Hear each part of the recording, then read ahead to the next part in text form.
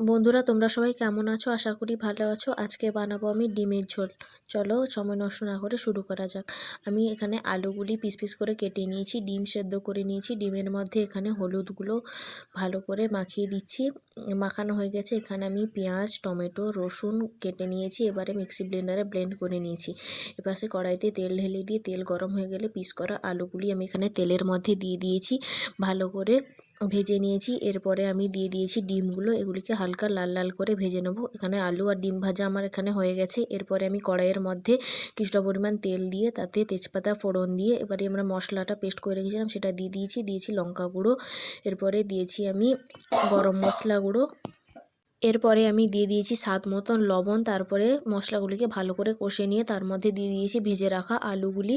এভাবে মশলা থেকে আলু আর মশলা থেকে তেল ছেড়ে এলে এখান থেকে ভালো করে এভাবে শুকিয়ে নিয়েছি নেড়ে চেড়ে। তারপরে আমি এখানে দিয়ে দিয়েছি গরম জল। জলটা দিয়ে ভালো করে নাড়াচাড়া করে নিয়ে তারপরে ভেজে রাখা ডিমগুলি আমি এখানে দিয়ে দিয়েছি। সবশেষে একটু গরম মশলা গুঁড়ো অ্যাড করে দিয়েছি। কিছুক্ষণ ফুটিয়ে নেওয়ার পর তৈরি হয়ে গেছে আমার এখানে ডিমের ঝোল। কেমন হয়েছে সবাই জানাবে। ভালো থাকবে, সুস্থ থাকবে, ধন্যবাদ।